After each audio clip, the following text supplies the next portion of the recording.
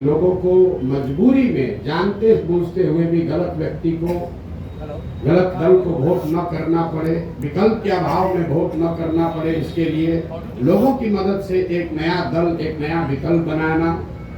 और तीसरा उद्देश्य ये था कि बिहार के विकास के लिए अगले 10 वर्ष में बिहार देश के 10 अग्रणी राज्यों में शामिल हो, इसका ब्लूप्रिंट बनाना। और बिहार के 8,500 पंचायतों का, इसको ध्यान रखें, बिहार के 8,500 पंचायतों का अलग अलग योजना बनाकर जनता के सामने रखना कि हर पंचायत की क्या समस्या है और उस पंचायत को अगले 10 वर्ष में विकसित बनाने के लिए क्या कुछ प्रयास किया जा सकता है।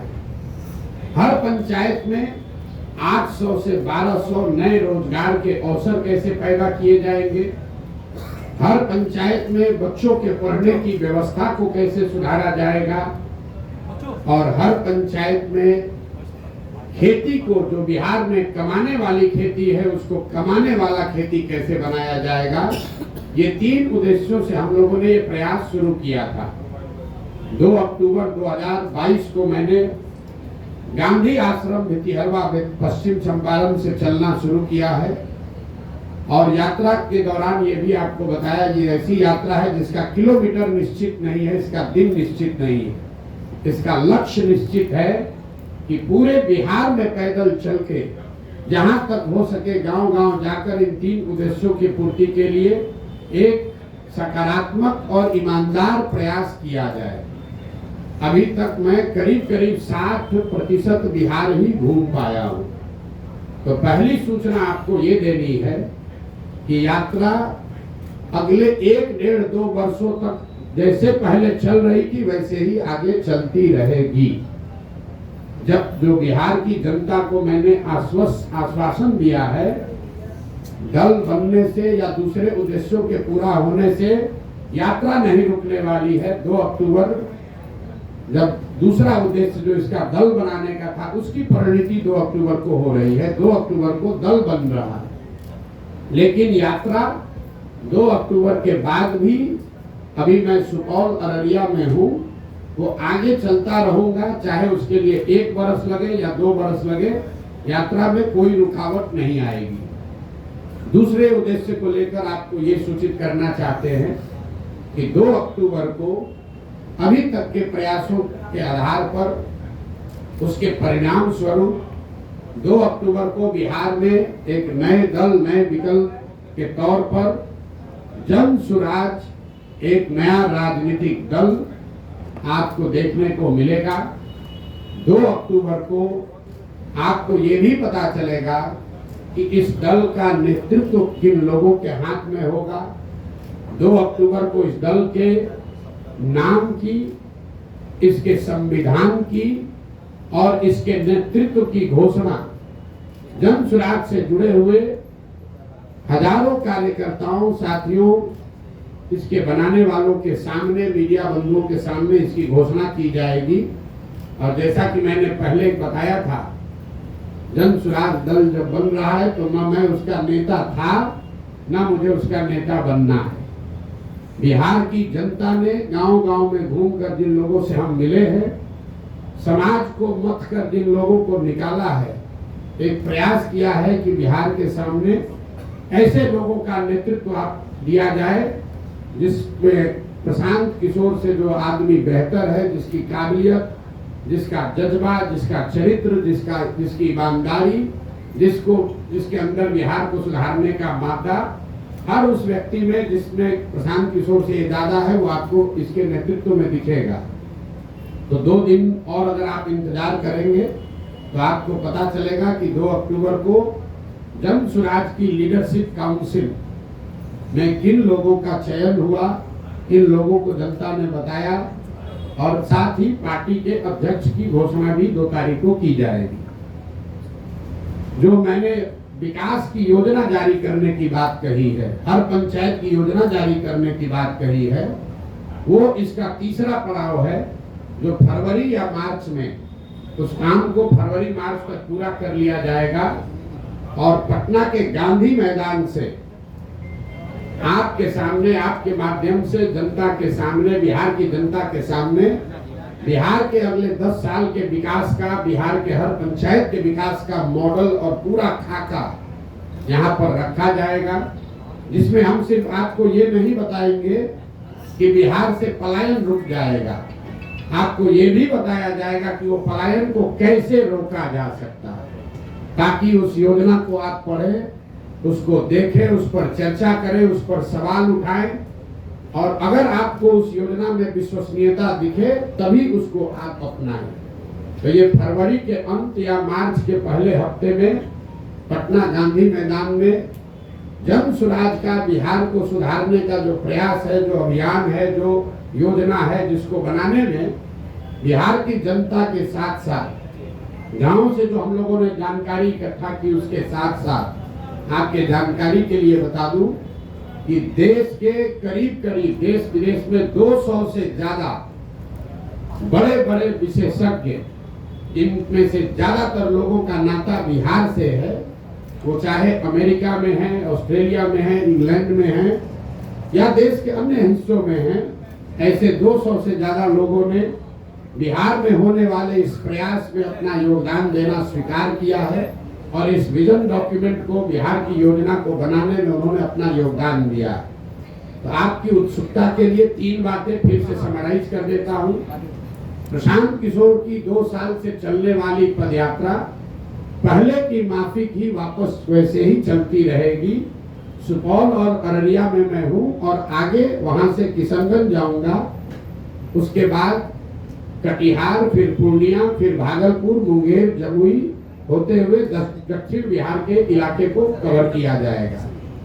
दूसरी घोषणा ये है कि 2 अक्टूबर को जन स्वराज विधिवत तौर पर, औपचारिक तौर पर एक राजनीतिक दल के तौर पर उसकी घोषणा की जाएगी। 2 तारीख को दल के नेता, संविधान और नेतृत्व की भी घोषणा की जाएगी।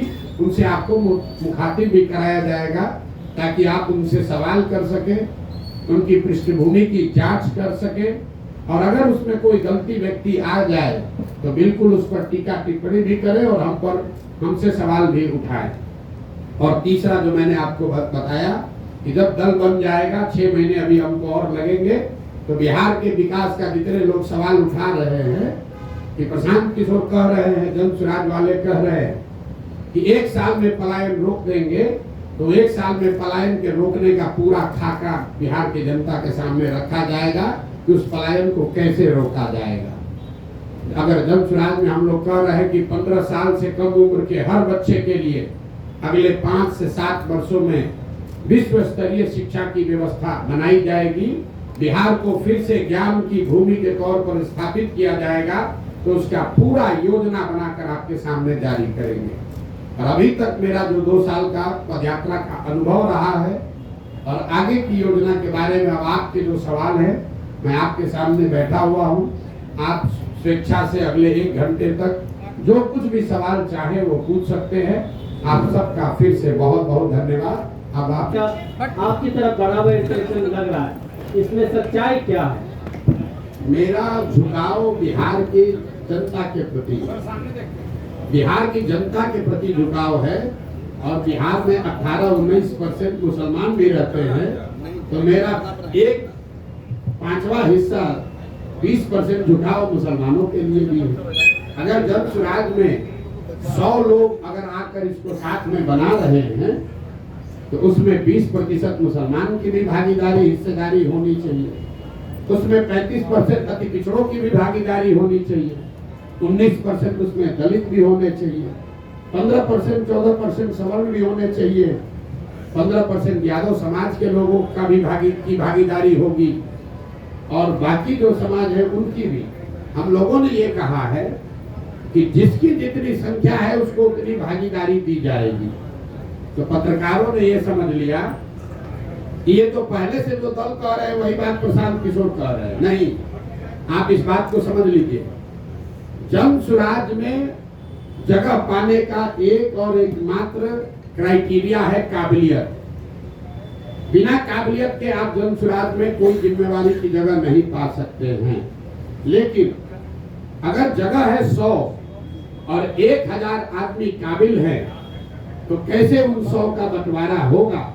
उसके लिए मैंने कहा कि हर काबिल आदमी किसी न किसी जाति या समाज का है और हर समाज में काबिल आदमी है। तो जन सुराज का ये प्रयास है कि हर समाज के काबिल आदमी को ढूंढ कर निकाला जाए और उस समाज की जितनी संख्या है उस समाज के उतने काबिल लोगों को जन सुराज में शामिल किया जाए। तो जो जन सुराज की लीडरशिप काउंसिल बनी है, जिसकी घोषणा 2 तारीख को होगी, उसमें आपको दिखेगा कि 20 लोगों की अगर काउंसिल है तो 5 लोग उसमें आपको मुसलमान दिख सकते हैं। लेकिन वो इसलिए नहीं 5 होंगे कि वो 5 मुसलमान हैं, वो इसलिए होंगे कि वो 5 सबसे काबिल व्यक्ति हैं जो मुसलमान भी हैं। उसमें 5 दलित समाज के लोग भी होंगे, लेकिन वो इसलिए नहीं होंगे कि वो दलित समाज के हैं, वो इसलिए हैं कि वो बिहार के सबसे काबिल चरित्रवान लोग हैं जिनको समाज ने चुना है, जो दलित भी है। उसमें 15% लोग यादव समाज के भी होंगे। वो इसलिए नहीं होंगे कि वो यादव है, वो इसलिए होंगे कि वो यादव समाज को बिहार के सबसे काबिल यादव समाज के लोग हैं। और यही तो 2 बरस से हमारा आपको यह वादा है, बिहार की जनता को जो हमने वादा किया है कि ईमानदारी और शुद्धता में कमी नहीं आएगी। बाकी आप हमसे कुछ भी गलती हो सकती है, इस प्रयास के ईमानदारी और शुद्धता में कमी नहीं आएगी। और उसका पहला पैमाना, पहला कसौटी था कि मैं पैदल चल रहा हूं कि नहीं। आप में से कई लोगों ने कहा कि पैदल चलने से क्या होता है, प्रशांत किशोर तो बिजनेसमैन है, कितना दिन चलेगा। लेकिन मेरा बड़ा से बड़ा विरोधी भी ये नहीं कह सकता है कि 2 साल से मैंने ईमानदारी से अपना चलना पूरा किया है कि नहीं। गांव में ही रहे हैं, गांव में चले हैं। और इसी बिहार में जहां मुखिया बन जाने के बाद भी आदमी कहने लगता है कि हमको बहुत हमारे जान पर खतरा है, बिहार में जान का खतरा है, बिना बाहुबल के राजनीति नहीं कर सकते हैं। आप में से जिन लोगों ने भी जन सुराज की यात्रा देखी है, इतनी बड़ी व्यवस्था है, लेकिन इसमें एक सिपाही और हवलदार न पहले दिन था, न आज है, न आगे होगा। मैं गांव के सरेहों में ही सोया हूं और आज तक ये बिहार की जनता की काबिलियत है, उसका कैरेक्टर है कि मैं आपको कैमरे पर बता रहा हूं। चाहे जिस किसी समाज के गांव में मैं गया हूं, मुझे लोगों ने उतना ही सम्मान दिया है, प्यार दिया है। मुझे किसी कुत्ते ने भी नहीं काटा है आज तक। 2 वर्ष से हम लोग पैदल चल रहे हैं। तो जितने लोग कहते हैं कि राजनीति के लिए बाहुबल चाहिए, तो हम लोगों ने ये करके दिखाया है कि बिहार में आपको राजनीति करने के लिए बाहुबल नहीं चाहिए। दूसरी कसौटी इसकी ये होगी कि मैंने कहा था कि मैं इसका नेता नहीं बनूंगा। लोगों ने कहा अरे अभी तो कह न रहे, देखिएगा यही बनेंगे। तो 2 तारीख को आपको दिखेगा कि प्रशांत किशोर जब तक पदयात्रा जो कर रहे थे वही वापस 2 के बाद भी करते नजर आएंगे। 2 तारीख को नया नेतृत्व बिहार से घोषित कर देंगे। तीसरा मैंने ये कहा था कि जिस आदमी को भी इसका नेतृत्व चुन कर देंगे, वो आदमी प्रशांत किशोर से ज्यादा काबिल आदमी होगा। तो आप जिनको हम बना रहे हैं, आप देखिएगा, वो आदमी प्रशांत किशोर से ज्यादा विद्वान और होशियार कैरेक्टर वाला होगा, ऐसा मेरा विश्वास है। उस कसौटी पर आप लोग कसिए 2 तारीख को। और फिर जब यहाँ का एजेंडा जारी करेंगे मार्च में, तो आप सारे विद्वान लोगों से मैं आग्रह करूंगा कि 2 महीना तक जिसको भी जिस विषय की जानकारी है, आप पूरी तरीके से उस बात का अध्ययन करके सवाल कीजिए कि क्या 1 वर्ष में बिहार में पलायन रोकने का वादा पूरा किया जा सकता है कि नहीं। कोई बात बिना जांचे परखे नहीं करना, हमारे कहने पर नहीं, हमारी कथनी पर नहीं, हमारी करनी पर आपको भरोसा करना है। अगर उस करनी के द्वारा हम आपका विश्वास अर्जित कर पा रहे हैं, तो बात को का समर्थन कीजिए। अगर हमारे कथनी और करनी में फर्क है, तो मैं आपको सामने से कह रहा हूं कि सबसे ज्यादा मेरा बकिया उधेड़ी है। ये प्रसाद जी, एक और चीज, 1 मिनट। किसी ने यहाँ कहा कि प्रशांत किशोर एसी वाला टेंट लगा कर चलते हैं। एक प्रेस कॉन्फ्रेंस हमने टेंट में इसलिए रखा है कि इसी टेंटों में हम लोग 2 साल से रह रहे हैं।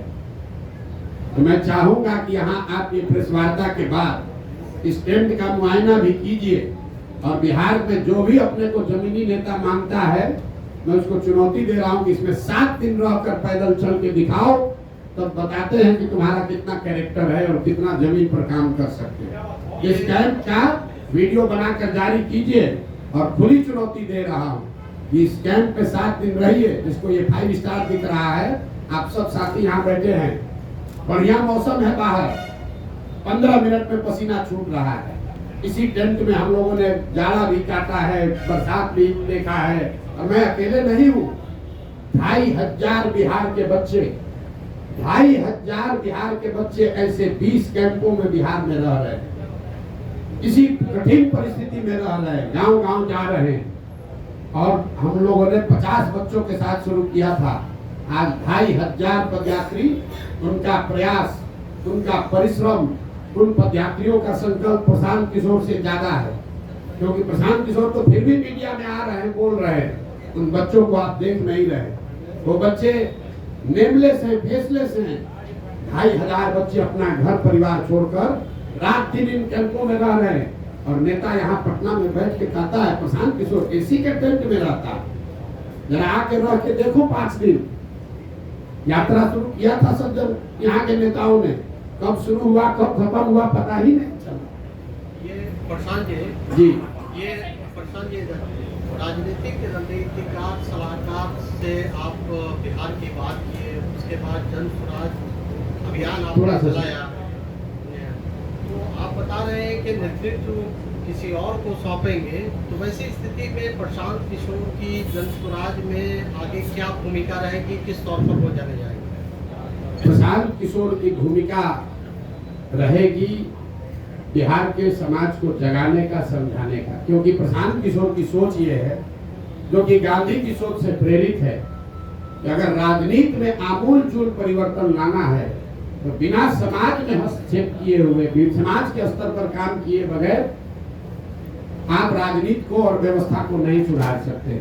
ऐसा नहीं है कि प्रशांत किशोर कहीं जा रहे हैं। हमारी सबसे बड़ी चुनौती क्या है? आप लोग सवाल क्या पूछते हैं? बात तो अच्छी है, प्रयास तो अच्छा है, समाज मानेगा तब न, जाति टूटेगा तब न। तो सबसे बड़ी चुनौती जो है समाज को मनाने समझाने की, वो चुनौती, वो काम प्रशांत किशोर के कंधे पर है। लेकिन अगर समाज मान जाए तो उसके सामने अच्छे व्यक्तियों का विकल्प हो, वो भी जरूरी है। अच्छे व्यक्तियों का विकल्प हम आपको सामने दे रहे हैं, लेकिन समाज को जगाने का, समझाने का जो काम है, दुरूह काम है, वो काम प्रशांत किशोर का है, और उसी भूमिका में हम आगे भी रहेंगे। देखिए, एक अंतिम बात इस पर कहती है, गांधी जी, महात्मा गांधी देश में कांग्रेस में सिर्फ एक ही बार जीवन में अध्यक्ष बने। गांधी जी जीवन भर कांग्रेस के अध्यक्ष नहीं थे, लेकिन इसका मतलब नहीं है कि गांधी जी का कांग्रेस पर प्रभाव नहीं था। ऐसा नहीं है कि गांधी जी कांग्रेस के अध्यक्ष रहे और जब अध्यक्ष नहीं रहे तो कांग्रेस और आजादी की लड़ाई छोड़कर दूसरे के हवाले करके चले गए।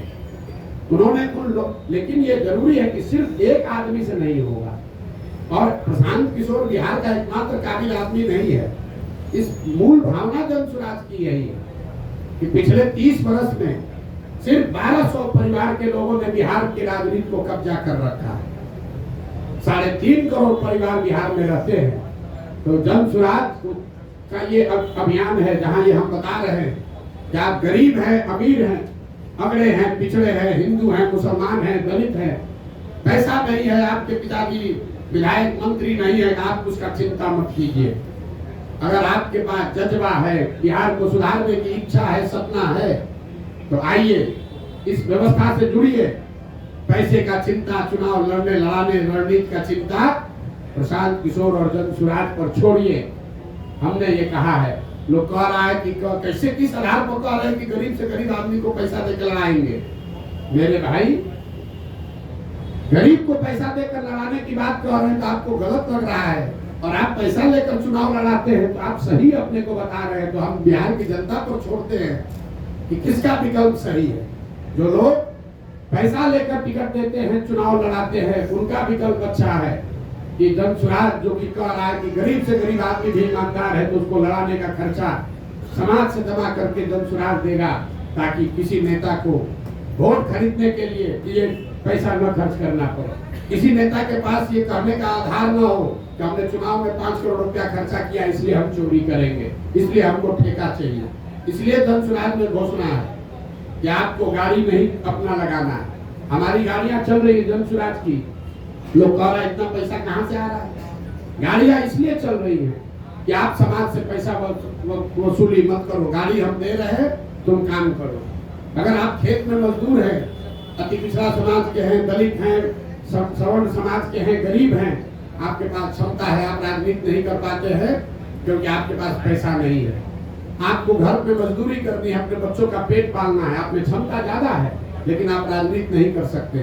जन सुराज का राज तुम राजनीति करना चाहते हो, हम साधन देते हैं, राजनीति करो ताकि ये परिवारों का दबदबा खत्म हो। धर्म के आधार पर, जात के आधार पर जो लोग ठेकेदारी कर रहे हैं, ठेकेदारी कर रहे हैं, इनका वर्चस्व खत्म किया जाए। प्रशांत जी, आप अच्छे वक्ता हैं, अच्छे सामाजिक कार्यकर्ता हम लोग देख रहे हैं, चौथा दुलंद में है खेती के बाद, हमें लगता है कि आप कुछ कीजिएगा बिहार। ये बताइए नीतीश जी में क्या खूबी और खराबी हो गई जो आप लोग को छोड़ दिए, और अभी तो लाए थे उसको? नहीं, नीतीश जी को हम नहीं लाए थे। नीतीश जी को 2005 में बिहार की जनता लेकर आई थी। आपका ये सवाल ठीक है कि जिस बिहार में हमने नारा दिया बिहार में बहार हो, नीतीश कुमार हो, आज हम उनके विरोध में क्यों खड़े, ये जायज सवाल है। 2000 जहां बैठे हुए हर व्यक्ति और आपके जरिए बिहार की जनता को ये बताना चाहते हैं कि 2014 के नीतीश कुमार और 2024 के नीतीश कुमार में जमीन आसमान का फर्क है। 2014 में जिस नीतीश कुमार की हमने मदद की थी, उसकी छवि बिहार में सुशासन बाबू की है, ऐसे प्रशासक की है जो बिहार को सुधारने के लिए प्रयास कर रहा है। बिहार बहुत अच्छा नहीं हुआ था लेकिन सुधार की एक प्रक्रिया शुरू हुई थी, लोगों का एक विश्वास बनना शुरू हुआ था कि बिहार में भी शायद सुधार हो जाए। आज जिस नीतीश कुमार का मैं विरोध कर रहा हूँ वो नीतीश कुमार है जिसके लिए गांव-गांव में लोग कह रहा है कि भैया बिहार में लालू का जंगल राज, अपराधियों का जंगल राज देखे थे, ये नीतीश का जो राज है ये अधिकारियों का जंगल राज। यहाँ बैठा हुआ हर पत्रकार जानता है कि ये पूरी व्यवस्था, पूरा सरकार चंद अधिकारी, कोई विधायक मंत्री भी नहीं चला रहा है। आपको कैमरे पर कह रहे हैं, कोई विधायक मंत्री नहीं चला रहा है, चंद अधिकारी, वो भी सेवानिवृत्त अधिकारी सलाहकार बनकर बैठ गए और पूरे 13 करोड़ लोगों के भाग्य विधाता बनकर बैठ गए हैं। ना वो उनका नौकरी है, नौकरी से रिटायर हो चुके हैं, जनता ने उनको चुना नहीं है और पूरे बिहार को 4 अधिकारी मिलकर चला रहे हैं। नाम आपको पता है, नाम लेकर हम उनको ग्लोरीफाइड नहीं कर रहे, लेकिन आपके जरिए जरूर बताना चाह रहे हैं कि 13 करोड़ बिहार के लोगों का भविष्य सेवानिवृत्त 4 अधिकारी मिलकर नहीं तय कर सकते हैं। बिहार की जनता को इतना मूर्ख मत समझिए, चुनाव आने दीजिए, कोई नहीं बचने वाला। प्रशांत जी, एक सवाल है प्रशांत जी, अरे सुन लीजिए, आप, मैंने एक पहलू बताया, तो उस प्रशासक का मैं विरोध कर रहा हूं जिसने पूरे बिहार की जनता का भविष्य 4 सेवानिवृत्त अधिकारियों के हाथ में कर छोड़ दिया है। जिस नीतीश कुमार की 2014 में मैंने मदद की थी उसमें राजनीतिक मोरालिटी थी। नीतीश कुमार गैसल पश्चिम बंगाल में, आप में से कुछ लोगों को याद होगा, एक रेल दुर्घटना हुई थी। नीतीश बाबू तब रेल मंत्री थे, 200 से ज्यादा लोगों की मृत्यु हुई। नीतीश कुमार ने रेल मंत्री पद से वाजपेयी की सरकार में इस्तीफा दिया था, मैंने उस नीतीश कुमार की मदद की थी। आज जिस नीतीश कुमार का विरोध कर रहा हूँ वो नीतीश कुमार है कि कोरोना के काल में हजारों लोग मर गए, उनकी मृत्यु हो गई, लाखों बच्चे, पूरे कोरोना से पूरे देश में संकट आया, लेकिन जितना कष्ट बिहार के लोगों को हुआ उतना कष्ट किसी को नहीं हुआ। लाखों बच्चे बिहार के रोड पर मारे फिर रहे थे और आपको मालूम है नीतीश कुमार बंगले से नहीं निकले, इसलिए नीतीश कुमार का विरोध कर रहे हैं। तीसरा, नीतीश कुमार का इसलिए विरोध कर रहे हैं, 2015 में 14 में नीतीश कुमार चुनाव नहीं हारे थे, लोकसभा में उनके दल को चुनाव लोगों ने हराया था, उनके दल को 2 MP मिला था। नीतीश कुमार के पास 117 विधायक थे, उनको बहुमत था, फिर भी उन्होंने पद छोड़कर मांझी जी को मुख्यमंत्री बनाया था कि भाई जनता का विश्वास हम पर नहीं है तो दूसरे को मुख्यमंत्री बनना चाहिए। आज उस नीतीश कुमार की मैंने मदद की थी। आज जिस नीतीश कुमार का विरोध कर रहे हैं वो नीतीश कुमार है जो चुनाव हार गया है। 243 के विधानसभा में 42 विधायक जीता है इस आदमी का। और कभी लालटेन पर लटक कर, कभी कमल पर बैठकर ये आदमी राज कर रहा है। जिस दिन परिणाम आपके सामने खुलासा कर रहे हैं, जिस दिन 2020 का चुनाव का परिणाम आया, नीतीश कुमार अपना फोन का रिकॉर्ड जारी करे, कम से कम 3-4 बार हमसे बात किया। इस शख्स ने 3-4 बार हमसे बात किया। हमने इनको सलाह दिया कि आपको 42 विधायक आया है, मत बनिए मुख्यमंत्री, ये जनता के आदेश का उल्लंघन होगा। 6 बजे तक आप लोगों को भी जानकारी होगा, शाम में 6 बजे तक कहते रहे नहीं बनेंगे, 6:30 बजे फिर वही जाकर मुख्यमंत्री बन गए। इस नीतीश कुमार का विरोध कर रहा हूं। तो अच्छे प्रशासक का समर्थन किया था, नैतिकता वाले राजनेता का समर्थन किया था, बिहार को सुधारने वाले व्यक्ति का समर्थन किया था। जिसका विरोध कर रहा हूँ वो उसका विरोध है जो कि जिसकी एक ही प्राथमिकता बची है, किसी भी तरीके से फेविकॉल लगाकर कुर्सी पर बैठे रहो, बिहार का जनता का जो होता है होने दो। आपने कहा कि आपका जो मुकाबला है वो एनडीए से है, आरजेडी को आप कोई मुकाबला नहीं मानते हैं, तो क्या आपको नहीं लगता कि कहीं आपका ये बयान आप पर बैकफायर भी हो सकता है, क्योंकि कहीं ना कहीं एक खास वोट बैंक पर आपकी भी नजर है अगर इस स्टेटमेंट को हम देखें तो? नहीं, आप ये भाई इसके लिए कोई आपको बहुत ज्ञानी होने की जरूरत नहीं है। आप 2005 से जब से एनडीए बना है उसके बाद से आरजेडी की कोई ताकत रही नहीं है।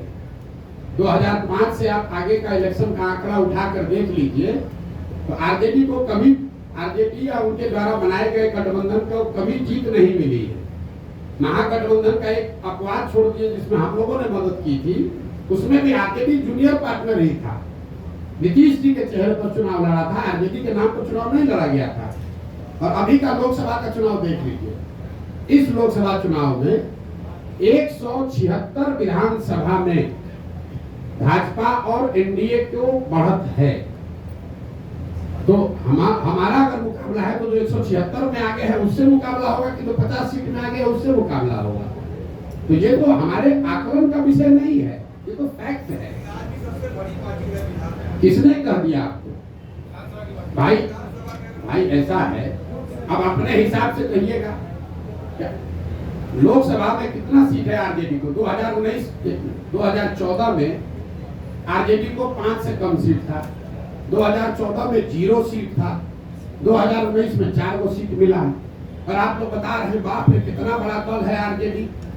आरजेडी, एक बात ध्यान रखिए आप लोग, आरजेडी अपने दम पर, लालू जी से बहुत बड़े नेता हैं, लेकिन लालू जी अपने दम पर बिहार जीवन में सिर्फ एक ही बार जीते हैं, एक ही बार जीते। दोबारा बिहार की जनता ने लालू जी को बहुमत नहीं दिया है। तो एक बड़ा दल का ढोंगा बिहार के दूसरे कोने में जाकर बताइएगा, हमको मत समझाइए। कितना उनको दम है वो हमको मालूम है। और वो दम का आधार क्या है? दम का आधार यह है 18% मुसलमान, जिसको आप 20 बरस से डरा रहे हैं कि अगर हमको वोट नहीं दोगे तो भाजपा आ जाएगी। आपने मुसलमानों के लिए किया कुछ नहीं, उसको भागीदारी नहीं दी, उसको हिस्सेदारी नहीं दी, उनके बच्चों के पढ़ाई की चिंता नहीं की, उनको लालटेन में किरासन तेल बनाकर जला रहे हो, रोशनी अपने घर में कर रहे हो। उसको अगर हटा दीजिएगा तो कितने लोग बिहार के हैं जो आरजेडी के समर्थन में? आप बता दीजिए, आपको ज्यादा जानकारी है।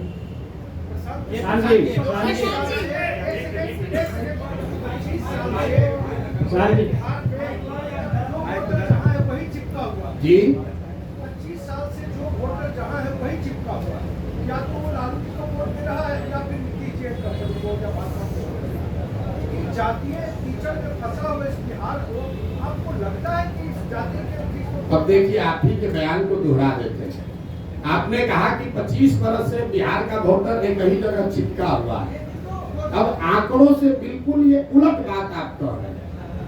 2014 से पहले भाजपा यहाँ पर कोई उसका वजूद नहीं था। 14 में भाजपा नीतीश कुमार से अलग हटकर अपना गठबंधन बनाकर 30 से ज्यादा एमपी जीत गया। तो कैसे वोटर चिपका हुआ? 84 में इसी बिहार की जनता ने कांग्रेस को पूर्ण बहुमत दिया। 89 में जनता दल को जिताया, 95 में लालू यादव को जिताया, 2000 के बाद लालू जी और किसी को गठबंधन नहीं दिया, 2014 में मोदी को जिताया, 2019 में 40 में 39 सांसद एनडीए को जिता दिया, इस बार फिर 30 दिया है। और आप कह रहे हैं कि भाजपा वोटर कीचड़ में फंसा हुआ है। अगर कीचड़ में फंसा होता तो लालू जी कांग्रेस 84 के बाद से यहाँ 0 पर कैसे आ जाती? लालू जी 54 में 53 एमपी जीतने वाले 0 पर कैसे आ गए? नीतीश कुमार 25 एमपी के को 2 एमपी पर कैसे जनता ने उतार दिया? आप एक मिनट, अरे आइए आपकी बात पर आ रहे हैं। पहले तो अपना जानकारी ठीक कर लीजिए कि बिहार में स्टैटिक है, ये ऊपर से चीजें स्थिर दिखती हैं। समंदर को दूर से देखिएगा तो बड़ा स्थिर दिखेगा, नजदीक जाकर गहराई से देखिएगा तो आपको करंट फील होगा। बिहार वो भूमि है जहां 10 वर्ष में पूरी राजनीतिक व्यवस्था पीछे बदलती रही है। लालू जी का वर्चस्व 90 के दौर में रहा है, 2000 आते आते लालू जी का वर्चस्व खत्म हो गया। 80 के दौर में कांग्रेस थी, 90 के दौर में लालू थे, 2000 के दौर में नीतीश कुमार हैं, 2010 के दौर में भाजपा मोदी हैं। हर 10 वर्ष में परिवर्तन हुआ है, आप उसको देख नहीं रहे। दूसरा, आपने कहा जाति पर वोट पड़ा है, तो आप हमको बताइए इस बार 30 गो सीट मिला है एनडीए को। ज्यादातर लोगों का आकलन है कि नीतीश कुमार का तो नहीं है, मोदी के नाम पर वोट पड़ा है। आप में से जो समझते हैं कि बिहार का हर आदमी जाति पर ही वोट देता है, तो जरा गिन कर बताइए कि मोदी जी के जाति का कितना आदमी बिहार में रहता है? मोदी के जाति के कितने लोग बिहार में रहते हैं? भाजपा का, मोदी का गुनाह ये है कि जिस बिहार को जातिवादी समाज कहकर लोग हंसते हैं, अनपढ़ कहते हैं, हम लोग को बेइज्जत करते हैं, उस समाज ने जातियों से ऊपर उठकर गुजरात के एक लड़के को राजा बनाया। लेकिन मोदी जी ने पिछले 12-15 साल में बिहार के विकास के लिए हमने खुली चुनौती दे रखी है 2 साल से। एक दिन अगर मोदी जी ने बिहार के विकास के लिए एक बैठक किया हो, काम का छोड़िए, अगर आप लोग सब पत्रकार हैं, आपको भी बता रहे हैं, अगर 12-15 साल में मोदी जी ने, अगर आपने कोई खबर छापी हो कि मोदी जी ने बिहार के विकास के लिए, बिहार में शुगर मिल चालू करने के लिए, या बिहार में इंडस्ट्रियलाइजेशन के लिए, या बिहार में पलायन रोकने के लिए मोदी जी ने आज बैठक बुलाई है दिल्ली में, आप हमको खबर दिखा दीजिए। और ये सारे प्रयास के बाद हम जन स्वराज का अभियान वापस लेकर एनडीए का समर्थन कर देंगे, आप दिखाइए। लेकिन जिस समाज ने जाति धर्म सब भूल कर मोदी को जिताया, उस मोदी ने बिहार की चिंता नहीं की। जैसे, एक मिनट पूरा समझ लीजिए, बिहार के बर्बादी के जो दोषी हैं वो लालू और नीतीश है, लेकिन इसके असली गुनाहगार कांग्रेस और भाजपा ही है। ये क्यों कह रहा हूं मैं? लालू और नीतीश ने बिहार में सत्ता चलाया है। बिहार की जनता ने उनको एक बार जीवन में, लालू जी को 1995 में और नीतीश जी को 2005 में एक ही बार मत दिया। लेकिन लालू जी जंगल राज 15 साल इसलिए चला पाए कि चंद सांसदों के लालच में कांग्रेस के लोगों ने बिहार और बिहार के बच्चों का भविष्य लालू के हाथ में गिरवी रख दिया। और जो गलती कांग्रेस ने की, वही गलती आज भाजपा कर रही है। ये भाजपा वो दल है जो पूरे देश में, इसके लिए हम लोग कहते हैं कि दूसरे का दल को तोड़कर सांसद विधायक खरीद के सरकार बनाता है। बिहार में उसका 80-75 विधायक है, नीतीश का 43 है, लेकिन यहाँ सरकार नहीं बनाया है। यहाँ नीतीश को बैठा दिया है ताकि हमको 12-15 एमपी मिलता रहे। तो भाजपा ने भी वही गलती की है जो कांग्रेस ने किया। कांग्रेस ने हम लोग के बच्चों का भविष्य लालू के हाथ में बेचा, भाजपा वाले हम लोग का भविष्य नीतीश के हाथ में बेचे हैं, और परिणाम भी वही होगा। जैसे कांग्रेस सिरे से बिहार में खत्म हो गई, लालू और नीतीश का कुछ भी हो, भाजपा यहाँ सिरे से खत्म हो जाएगी। नेतृत्व ऑलरेडी आप देख रहे हैं, भाजपा बिहार में नेतृत्व विहीन पहले से हो गई है, कुछ नहीं बचा। देखिए किसको बनाए, ये बताइए प्रधान जी, रुकिए। भाजपा के जो यहाँ अध्यक्ष बने हैं, हम आपको आपके मन से बता रहे हैं, सुन लीजिए, उसके बाद में 1 घंटा बैठे हुए। भाजपा के जो अध्यक्ष बने हैं, बिहार के किसी गांव में चल के खड़ा हो जाए, उसमें से 10% आदमी भी नहीं कह सकता है ये आदमी कौन है। ये भाजपा के नेतृत्व का देखिए स्थिति। जो भाजपा के अभी अध्यक्ष है, उसको बिहार में 10% आदमी पहचानता नहीं है कि आदमी है कौन। अब भाजपा उनके जरिए बिहार सुधारना चाहती है, ये दिखाता है। यही काम कांग्रेस ने किया था, उन्होंने अपने नेतृत्व को खत्म करके लालू के हवाले कर दिया। तो भाजपा ने अपने नेतृत्व को, उसमें भाजपा में भी जो काबिल आदमी है उसको सबको हटा के और ऐसे लोगों को दिया है जो नीतीश का झोला ढोते रहे, उसके पीछे चलते रहे। हाँ, ये आपकी काबिलियत के पैमाने पर दूसरे नाकाबिल कैसे हो जाते हैं? जी, आपकी काबिलियत के पैमाने पर दूसरे नाकाबिल कैसे हो जाते हैं? हमने तो किसी को नाकाबिल कहा ही नहीं। और नहीं, एक तो निरपेक्ष भाव से तो यही बात जा रही है ना कि आप काबिल लोगों को लाएंगे, यानी जी। अभी तक सत्ता में जो लोग हैं या आते रहे वो नाकाबिल हैं। नहीं। मेरी पूरी बात सुन लीजिए। और अगर आपकी काबिलियत का पैमाना क्या है, निर्धारण आपने किस ठीक हिसाब बात, से किया? ये अच्छा सवाल है। और उसके साथ दूसरी बात ये कि अगर सत्ता में आने के बाद काबिल लोग नाकाबिल हो जाते हैं तो आपके जन सुराज की क्या गारंटी है? ठीक। और अगर गारंटी नहीं है तो बिहार की जनता एक छल के लिए और क्यों ठीक मजबूर? 3 सवाल आपके जवाब दे रहा हूँ। पहला, इन्होंने कहा कि आप कह रहे हैं कि काबिल आदमी को लाएंगे मतलब दूसरा नाकाबिल है। ये बात नहीं है। लकीर बड़ी करने के लिए उस दूसरे को काटना जरूरी नहीं, उससे लंबी लकीर खींची जा सकती है। तो जिसको जन स्वराज का नेतृत्व दे रहे हैं, इसका पहला पैमाना ये है कि उस आदमी को आप जो जन स्वराज का अध्यक्ष बनेगा, यहाँ पर 3 बड़े पार्टियों के 4 बड़े पार्टियों के अध्यक्ष पहले से हैं। भाजपा के अध्यक्ष दिलीप जायसवाल जी हैं, जदयू के अध्यक्ष उमेश कुशवाहा जी हैं, आरजेडी के अध्यक्ष जगदानंद जी हैं और कांग्रेस के अध्यक्ष अखिलेश जी हैं। जन स्वराज का जो अध्यक्ष बनेगा उसको खड़ा कर दीजिए और 5 के सामने उसकी काबिलियत, उसका डिग्री, समाज में नजरिया और किसी भी विषय पर आप उससे बहस करा लीजिए, खुद तय कर लीजिए कि उसमें काबिल कौन है। काबिलियत का पैमाना समाज है। दूसरी बात आपने कही कि ये इसकी क्या गारंटी है कि जन स्वराज का आदमी, अगर काबिल आदमी भी गलत बन जाए।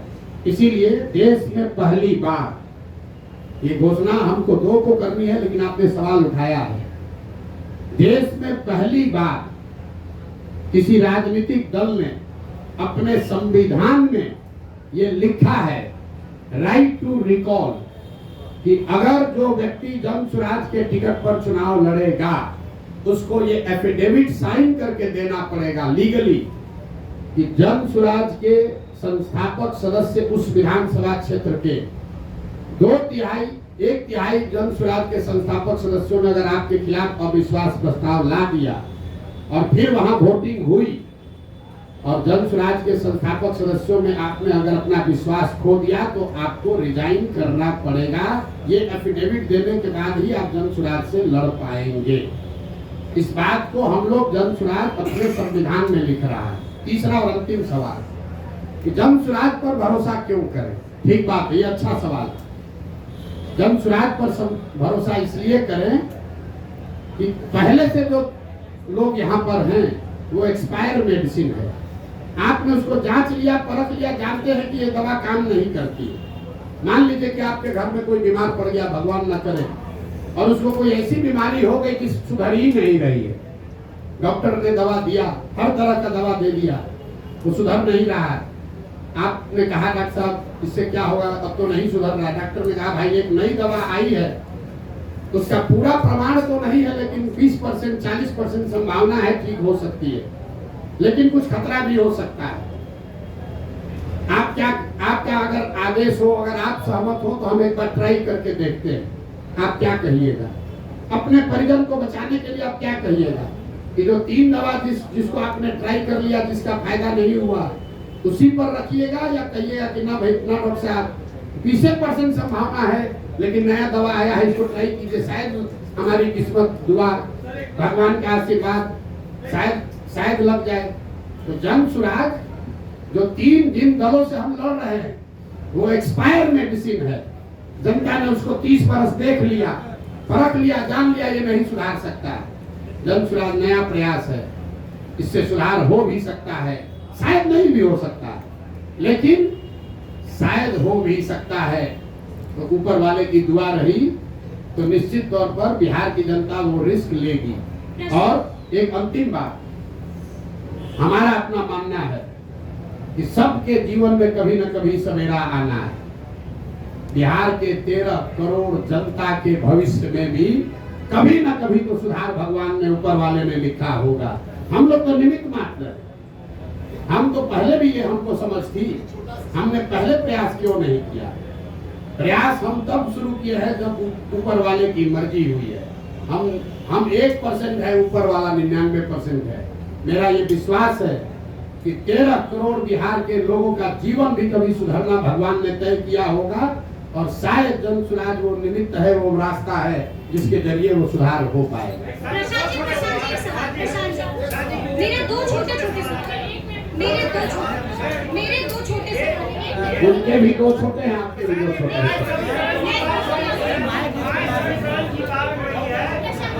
समीकरण की बात हो रही है, अभी भी कहा जाता है कि जो ये जो वोट बैंक है, पूर्णिया रुपौली में चुनाव हुआ है।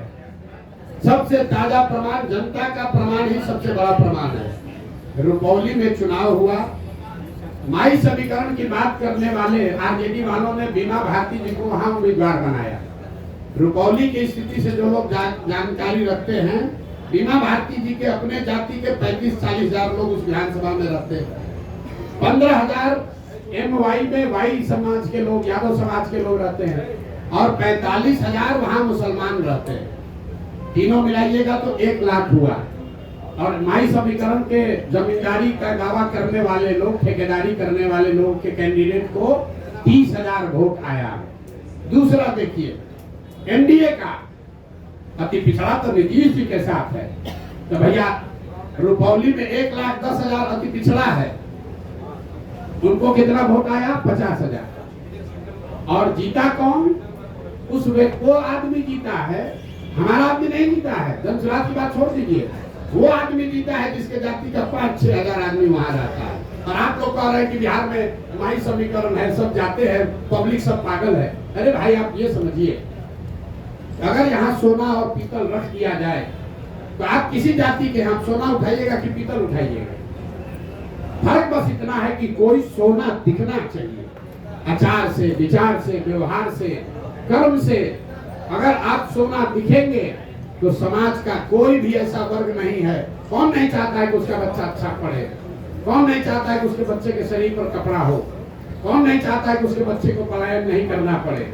हाँ, अब ये जिम्मेवारी हम पर है, जन सुराज पर है कि हम वो तप तपाकर सोना दिखे, वो विश्वास अर्जित करें। और मैंने कहा है कि अगर 3 वर्ष में विश्वास अर्जित नहीं कर पाए तो 5 वर्ष चाहे और चलना पड़े, 10 वर्ष प्रयास करना पड़े, हम पीछे नहीं हटने वाले। जब तक समाज को ये विश्वास न दिला दे, तब तक ये प्रयास रुकेगा नहीं। बिहार को सुधारे बगैर मानने वाले नहीं है, चाहे 2 वर्ष लगे कि 10 वर्ष लगे।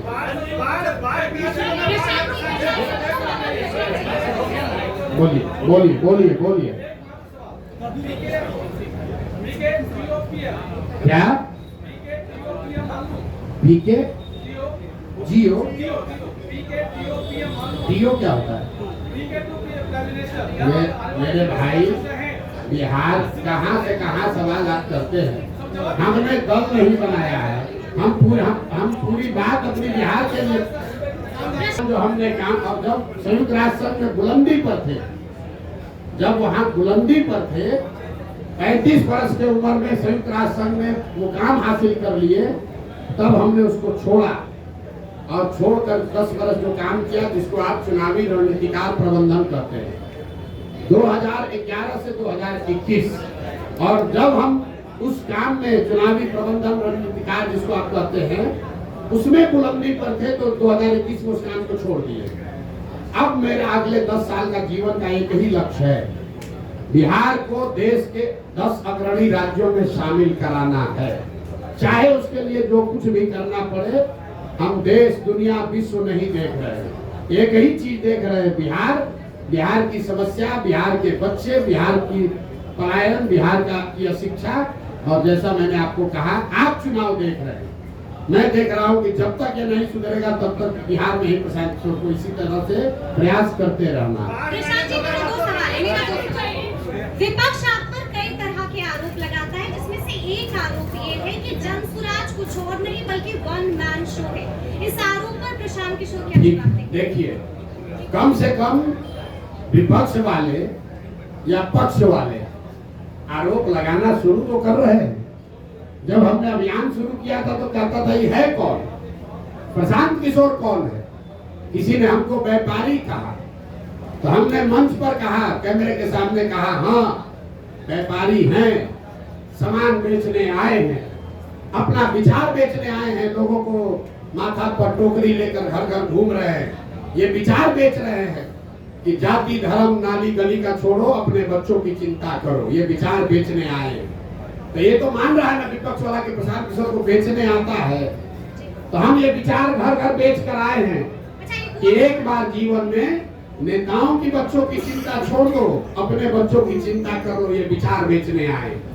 तो आज अभी पहली बार, आप लोग ध्यान नहीं दे रहे, पहली बार देश में ऐसा हो रहा है कि जो सत्ता में है और जो विपक्ष में है, दोनों के राजनीतिक कार्यकर्ता छोड़कर वहां जा रहे हैं जो अभी दल ही नहीं है। आप इसको जरा आकलन करके देख लीजिए, राजनीतिक कार्यकर्ता तो वहां जाता है जहां सत्ता है या सत्ता आने की संभावना है। जनसुराज अभी दल नहीं है और आरजेडी वाले चिट्ठी निकाल रहे हैं कि भैया लालू जी के समाजवाद का हवाला है, जो दल मत छोड़ो रे भाई, अरे यहीं पर बने रहो। भाजपा वाला, कल हमको एक भाजपा का नेता आया, कहा भैया भाजपा का कार्यालय है, बैठे हम लोग हैं लेकिन चर्चा खाली जनसुराजे का हो रहा है। ये हमारी ताकत नहीं है, ये बिहार के लोगों की 30 बरस की छटपटाहट है। 30 बरस से भाजपा का डर दिखाकर लालू और लालू का डर दिखाकर भाजपा ने जो वोट लिया है, ये उनकी छटपटाहट है कि अब बिहार के लोगों को कोई रास्ता मिल जाएगा तो ये मुफ्तखोरी जो है वो छूट जाएगी, राजनीतिक बंधुआ मजदूर कोई नहीं बचेगा। यही अभियान है और इसीलिए छटपटाहट और घबराहट। प्रशांत जी, एक बड़ा खतरा बनकर उभरे, एक छोटा सवाल प्रशांत जी, आप एक बड़ा खतरा बनकर उभरे हैं, तो कईयों ने आपको भी संपर्क करने की कोशिश की होगी, तो प्रशांत किशोर के रोज भाई देखिए, का कॉल आया, किसका कॉल आया? ऐसा है, प्रशांत किशोर को बिहार में प्रयास करने की जरूरत नहीं है हमको लोगों को संपर्क करने के लिए। देश में कौन ऐसा नेता दल है, आप लोग सब पत्रकार हैं, कौन ऐसा दल और नेता है जो सोचेगा कि प्रशांत, नहीं सोचेगा कि प्रशांत किशोर को अपने साथ रख ले। भाई भूमिका हमको चाहे कुछ भी दे, इतना तो जरूर चाहेगा प्रशांत किशोर हमारे साथ रहे। तो यहाँ जब चुटपुटिया नेता को जिसको 5,000 वोट आ जाता है वो सौदा कर सकता है, तो आपको कैसे लग रहा है कि हमारे पास ऑफर नहीं आ रहा है? हमको लोग प्रलोभन नहीं दे रहे, डर नहीं दिखा रहे, लेकिन हमने जो वादा किया है कि 243 मतलब 243, 242 नहीं होगा। और चुनाव के बाद अगर 130-35 सीट भी आ जाए, ये भी कैमरे पर कहा है, तो प्रशांत किशोर उसको अपनी व्यक्तिगत हार मानेंगे कि मेरे प्रयास में कमी रह गई, हम बिहार को लोगों को नहीं समझा पाए। हमारे लिए आंकड़ा 122 नहीं है, मुकम्मल जीत होनी चाहिए, तभी मानेंगे कि हमारा ये प्रयास सफल हुआ। 130-135 सीट अगर जनसुराज को आया तो प्रशांत किशोर की जनसुराज की इस प्रयास की हार होगी। प्रशांत जी, इसी से जुड़ा हुआ सवाल है कि आपका आकलन बहुत सटीक रहा है, पिछले कई चुनाव में देखा गया है, और आप कहते रहे कि इस चुनाव में बिहार में या तो अर्थ पे या तो शर्त पे जी, तो अभी आपका आकलन क्या है, कितने सीट जनसुराज लेकर आई? और इसी से जुड़ा हुआ सवाल है, अगर 10, 15, 20 सीट बच जाते हैं बहुमत से, उस स्थिति में जनसुराज क्या करेगा? फिर से चुनाव में जाने के लिए बिहार की जनता को धकेल देगा? 130 आएगा ना, आप कहे 10-15 तो में रह जाएगा, हमने 15 बढ़ा दिया। और पहले इंटरव्यू में बहुमत से 15 ज्यादा, बहुमत से 15 ज्यादा आएगा तो भी उसको हम अपनी हार मान लेंगे और आपको मौका दे देंगे कि बना लीजिए। ये कह रहे हैं, आपको स्पष्टता से कह रहे हैं, अर्श पर या फर्श पर। हाँ, अगर हमारे प्रयास की ईमानदारी में, शुद्धता में ताकत है तो या तो बिहार की जनता अपने और अपने बच्चों का मुस्तकबिल बदलने के लिए हमको जन सुराज को बैठाएगी, और अगर उसको समझ में नहीं आया तो कोई बात नहीं है, 5 वर्ष की और तपस्या जारी रहेगी। प्रधान जी एक सवाल आपके जवाब से एक सवाल निकल के आ रहा है। आप कह रहे हैं प्रधान जी इधर नहीं, आप कह रहे हैं कि 130 सीट भी आएगा तो हम हार मान लेंगे, सरकार नहीं बनाएंगे। आप बोल रहे हैं ये कहाँ का है दूसरा लाइन? अपने से अपना लाइन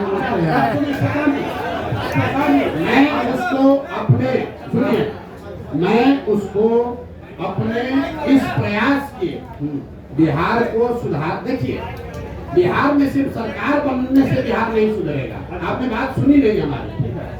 बिहार तब सुधरेगा जब यहाँ 5000 अच्छे लोग मुखिया बनेंगे।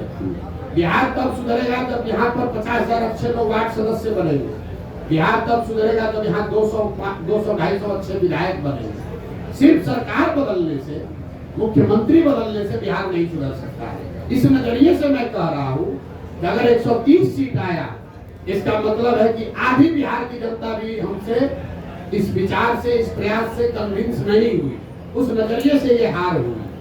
तो हमको और प्रयास, कम से कम 2/3 बिहार की जनता को इस प्रयास की शुद्धता और ईमानदारी पर भरोसा जब तक न हो, तब तक प्रशांत किशोर का ये प्रयास जारी रहेगा, तभी सुधार होगा। सिर्फ सरकार बनाने से सुधार नहीं होगा।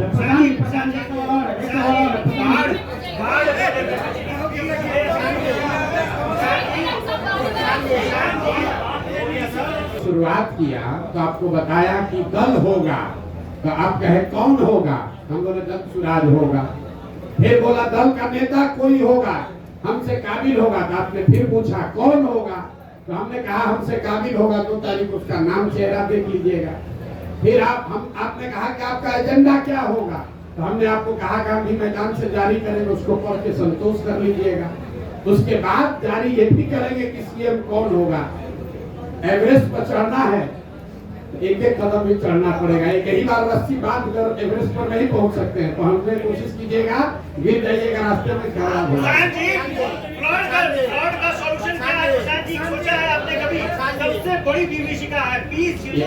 आपको कुछ नहीं समझ है। इनका जरा सवाल सुनिए। इन्होंने कहा कि फ्लड की समस्या सबसे बड़ी विभीषिका है। सबसे बड़ी विभीषिका यहाँ के लोगों की मानसिकता है। सबसे बड़ी विभीषिका यहाँ से पलायन है। अब बाढ़ पर आ जाइए।